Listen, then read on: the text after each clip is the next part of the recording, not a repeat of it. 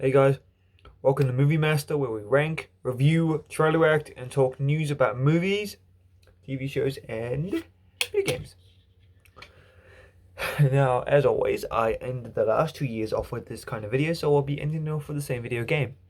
Now, for those of you who have not seen what these videos are, these are the reflection videos. At the end of every year, although this one's way too late judging by the filming date, I upload a video called a reflection video where I reflect on the year that's passed and kind of the year of YouTube I've had. So, yeah, this is the third one of these I've done. Only done 2 years so far, and yeah, I just thought to upload because literally it's getting close to literally being 12 o'clock. So, yeah, I might just film it now. So, yeah. And overall, I'll say what a year it was to have to unbox this year. A very different year. A year full of surprises, full of good, a lot of good in my opinion, full of a lot of the bad, and a lot of in between. A lot of the good for me personally in the world was that, well, in some areas COVID was starting to quiet down, so we were able to go out again. And personally for me, my year at school went really well, and all my mates, it was pretty good having chill times with my mates. And getting to meet new people, getting to do new things, joining different sports, doing different things that weren't exactly in my comfort zone, but were good. The bad stuff, COVID came back a lot. I got a bit sick during the year and stuff like that. Ukraine versus Russia, the whole thing. Yeah, a lot of actors unfortunately passed away. They were very good actors. I think were very awesome actors like Jason David Frank's actor who played Tommy Oliver. And a lot of other actors who were very great passed away this year. So there was a lot of sad and a lot of in between, like a lot of stuff that was very in between, but not really like just like good, but also bad at the same time. So yeah, this year was a pretty good year for YouTube. For YouTube standards, it was a pretty good year. It was nice to do different videos and review a lot of different review a lot of different things. And I have a lot of plans to review stuff next year and hopefully try and improve the quality of YouTube next year. Like I do plan to like improve my videos next year.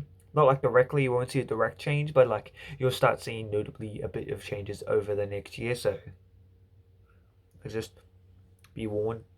Not be warned, just be keeping engaged. So sorry for the big break though. Like that was possible, probably likely on me. Is like I was having a break and I just felt a bit busy, so to step back. But then I stepped back for a bit too long, so I hopped back and decided to do these videos.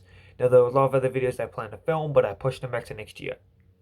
YouTube will probably become a bit more of a back burner in my life as I have to do a lot more other things that will take over my life. So likely you'll be seeing me not exactly doing everything I used to do. YouTube will take a bit more of a backseat next year, but expect in January and February, early February, for a lot of videos to come out, and then a bit of a break until the next time I start more videos, okay? But with that, a lot of good this year happened, and with that, I actually found a lot of people to talk to about movies. Because doing this YouTube thing, one reason I did it was because I liked watching movies. And I always wanted to do stuff like the YouTubers I was very favourite of. At first I wanted to do toy reviews, then other things.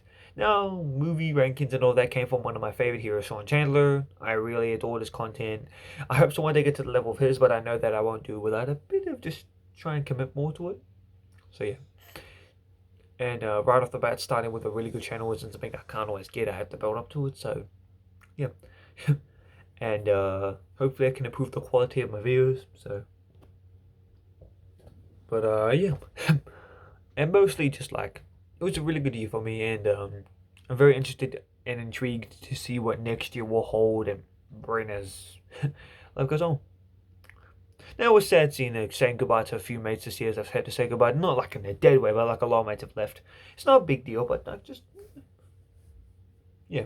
But then moving on to the next stage in life as I am, and like just yeah. And overall just like getting to try and want to make changes in my life and change stuff and do some stuff. It was really awesome, and I've enjoyed this year. This year was very fun. I liked it.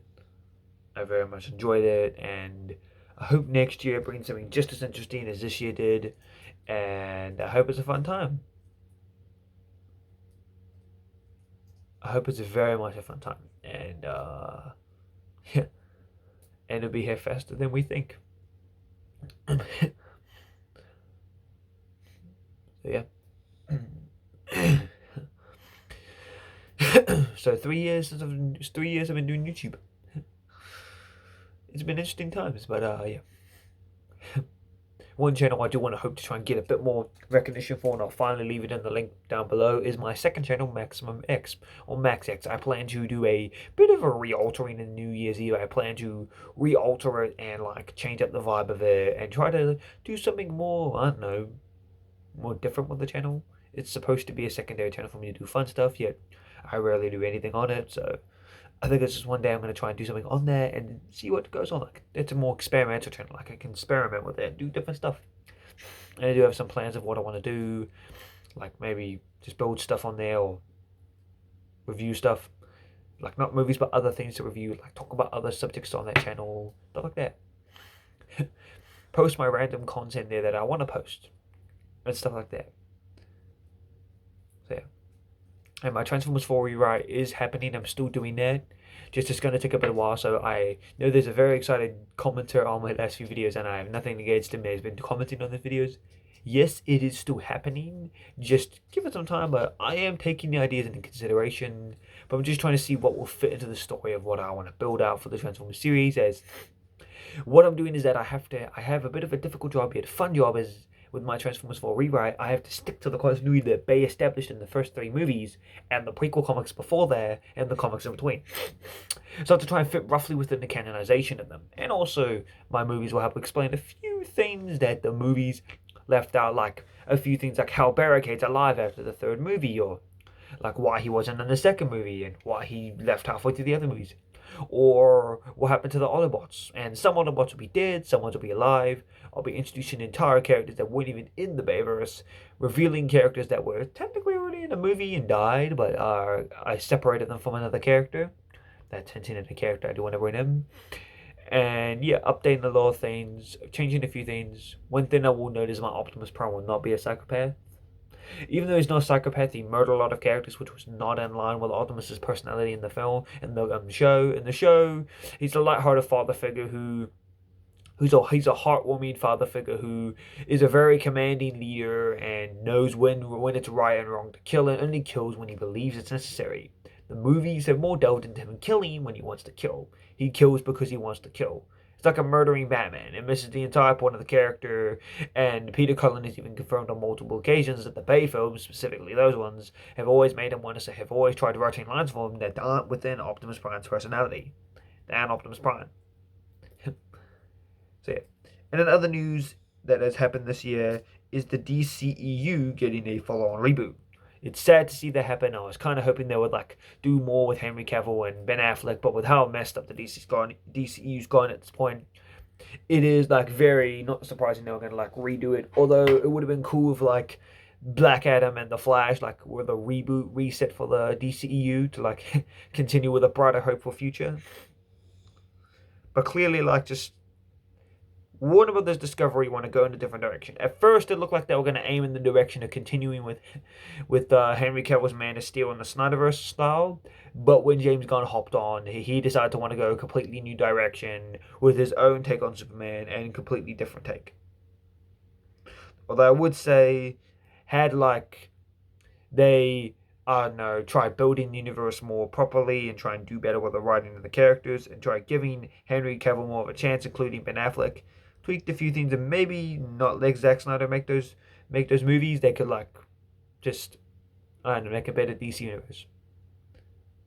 Although don't get me wrong, I do indeed like Zack Snyder's Justice League, and I think Man of Steel is a bit of quite an okay Superman movie, and Batman v Superman's very misunderstood. I will say that a major problem that I think Henry Cavill's Superman suffered from is, honestly, Zack Snyder tried making him too dark and too brooding, and like I think it was very hard for the storytellers to want to tell an interesting story. It was trying to hard for the storytellers to like want to just, I don't know, it was hard for storytelling purposes and fan purposes, and like overall, even I'd agree with someone who said this, is that it takes one movie to like just establish who Superman is as a character. Like there's characters I think you can do this with, where you can like do it with Batman and Spider-Man. Characters who are like deep and methodical and very deep, like there's deeper meanings to what they are as people. And like, I think it works for both of them. Whether people want to see the Amazing Spider-Man worked as a movie, I think it delved deep into Peter Parker's character and really delved into a unique aspect. Even the Raimi films, if you look at them from a deeper mind, they delved into the character, not nearly as deep as Nolan or Reeves did with the Batman franchise, but it delved in a bit more deeper and like still kept to the core of the character, unlike Zack Snyder's. So it did a bit of both in the realm of that. So overall, I'm excited and intrigued to see where the DCU goes. I don't know who they should cast for any of the characters. If they're going to keep a few characters like Gal Gadot's Wonder Woman, that'd be awesome. It'd be nice to see her kept as Wonder Woman. Probably a completely different incarnation, though, separate from Snyder's, a completely new version James Gunn's going to come up with. I very much hope if the rumors are true that Gal Gadot is staying as Wonder Woman. Very hopeful. And another few is that the Suicide Squad is not being recasted, so Peacemaker and all that, you're going to be not needing to worry. They'll be staying in the new DCU, and I'm very likely that they'll be having Peacemaker in the new canon. So don't count on that movie not being canon. But continuing with that, all unboxed. Well, I'm excited to see what they do with the new DCU. The one character I do think should be casted though is Superman. I think there's a new actor though. I forgot his name, but I'll put it in the comments below. And I think his name's Brian Consworth or something. Some new actor that I think is a really good choice to play Superman. He has the age, he has the talent, and he even looks like the guy. And I think just he could really work well for the role. That's probably the only character I want to cast. And even though I'd really love to see Robert Pattinson's Batman alongside all the other new DC Universe characters, it's probably better that Matt Reeves and Robert Pattinson's version is separate from the others. And although I like the idea if they're like Brian Robert Pattinson and is a variant Batman, it'd be quite hard for general audiences to be able to explain that because they've seen him just like a few years before in a Batman movie, which is supposed to be completely separate. But yeah, they'll probably find a way to either, although it would be cool to see that idea happen, I doubt it would, so they'll likely be casting a brand new Batman, which means two concurrent Batman will be in live action together on movie screens. Television screens, that's an entirely different viewpoint. Also, rest in peace to Kevin Conroy. It was sad he passed away also. And yeah. Overall, this year's been a very odd year. And like that's all I gotta say on the DC news. Marvel, in terms of movies, I'd say probably DC won a bit more out of Marvel. DC had started off the year strong with Peacemaker, had a pretty good hit with DC League of Super Pets, and Black Adam was a pretty good movie actually. I haven't seen it though, but it looks like a really good movie. And it looks like DC's done tiny bit better. The problem with Marvel is that overall the year started actually really strong with Moon Knight. Now I know a lot of people think it's either overrated or underrated, but personally, and this is my opinion and a lot of my other mates I've chatted with, this is our opinion, so do not just like shoot us down for our opinions. We think it's the best Marvel Disney Plus show, not Marvel Disney Plus entertainment. The best Marvel Disney Plus project from Marvel is indeed Werewolf by Night, with second to that being the Guardians of the Galaxy Holiday Special. But the best TV show from Disney Plus with Marvel in it was indeed Moon Knight. It was better than WandaVision, better than Falcon and Winter Soldier. I think the tone was more different and more dark and unique and went to more different places. Yes, it still had the 6-episode formula that didn't exactly work.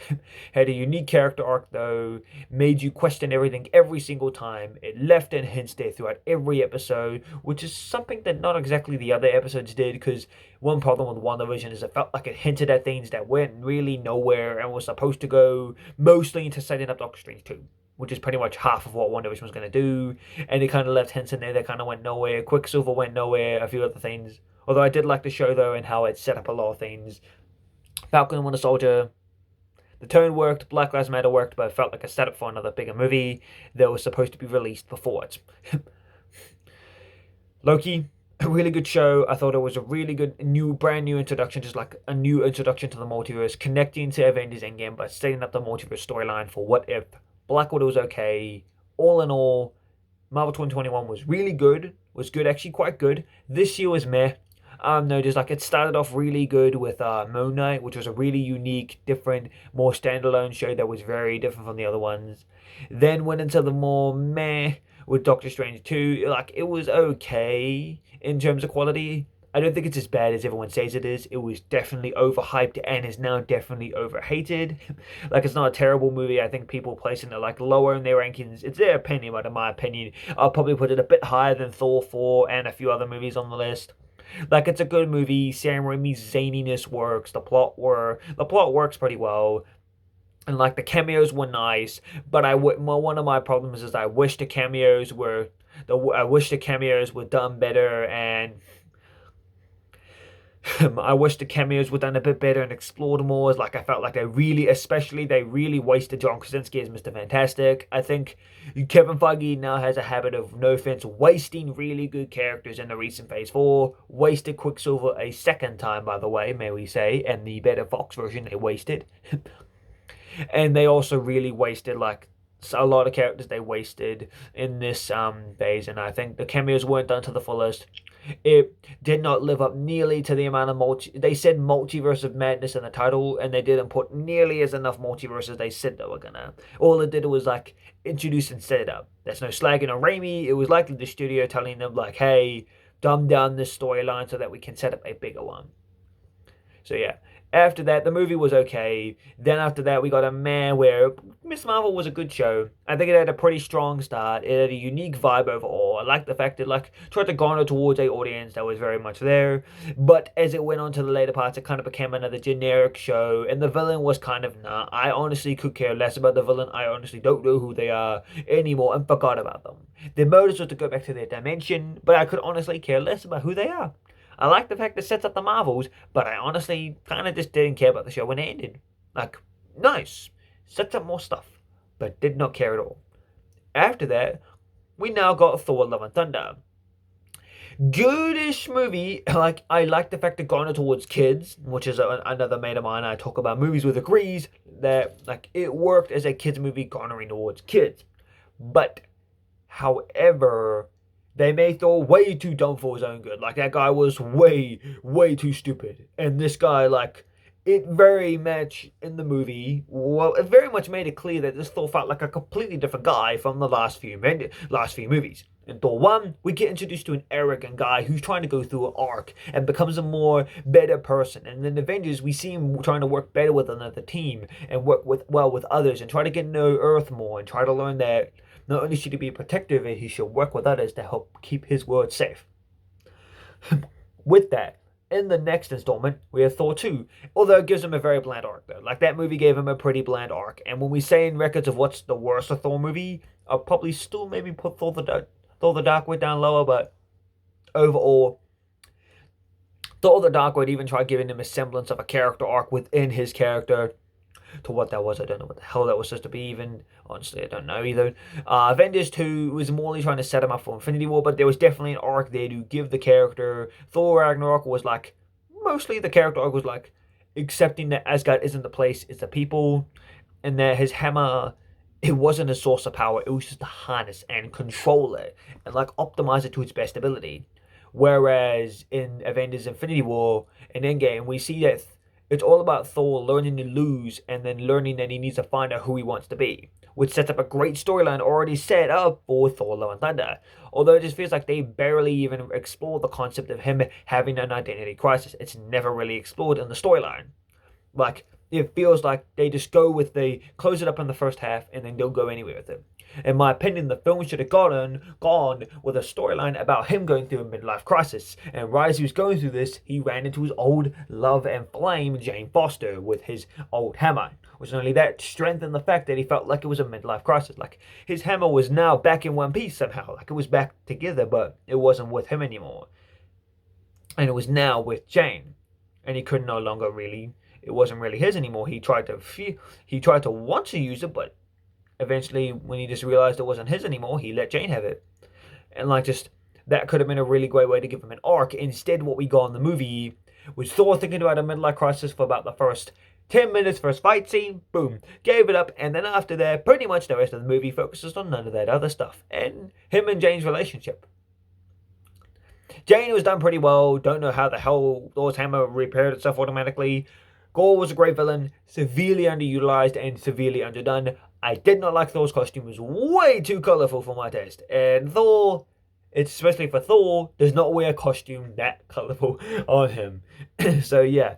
And after that we now got She-Hulk, which I think was a okay show. I don't really think it knew what it wanted to do. It was either going to be more of a comedy show or a lawyer show.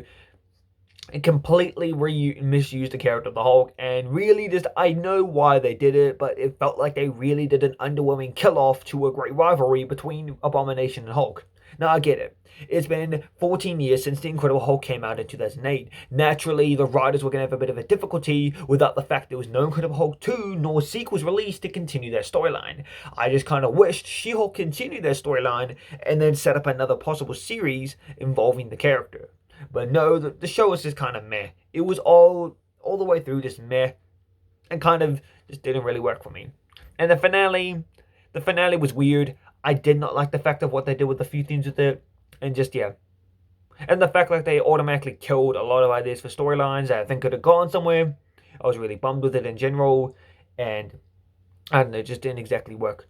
After that, we got Werewolf by Night, an amazingly well done project. The music was amazing. The storyline felt really good. It felt like really like honing in on those old, really old horror movies like Invisible Man, Frankenstein, Frankenstein's Wife, all that, Frankenstein's Bride, actually. But a lot of other things there, a lot of other old-fashioned horror movies, I like the fact they go in on. Now, moving on from that, the next thing we got is Black Panther Wakanda Forever. Now, I have not seen that movie yet, so I cannot judge. Do not spoil it for me yet.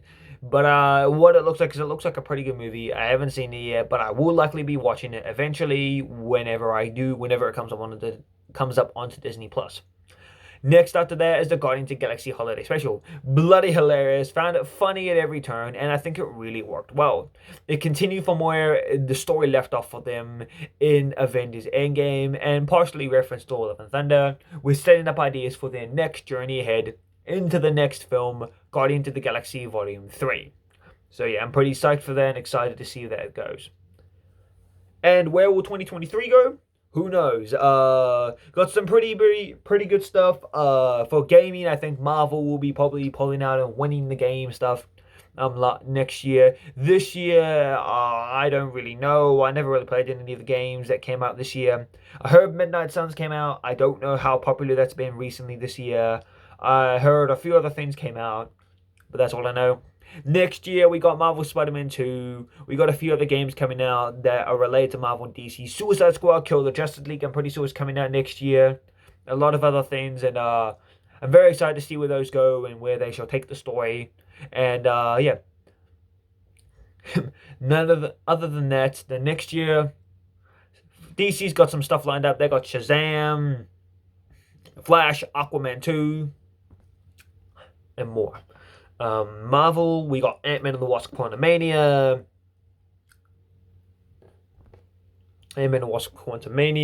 Secret Invasion, and a whole bunch of other things. Sorry if it's not coming to mind right now, but there's a lot of other projects I know that Marvel is planning to release within the next year.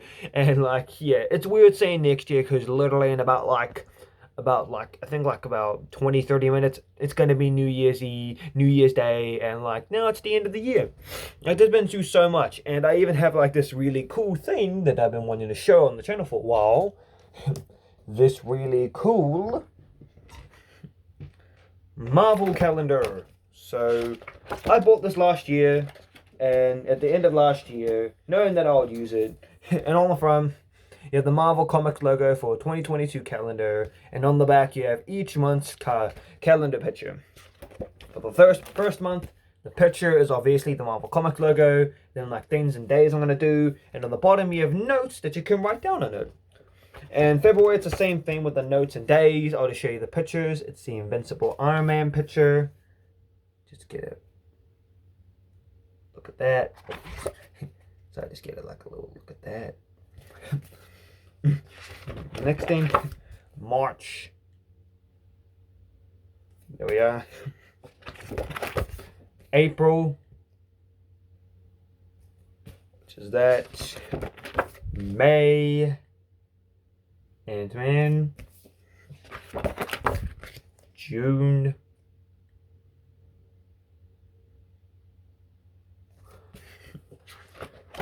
July,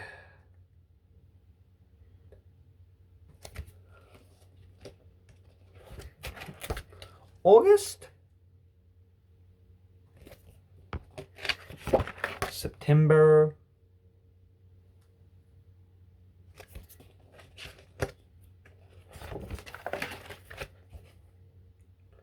October,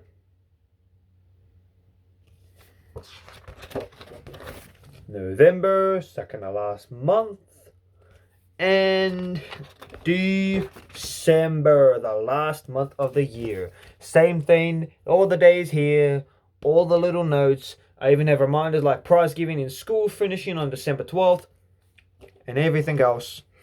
And just a whole lot of fun stuff that I've been through over the year that honestly made this year just real fun to be around. And that's it. That's mostly it.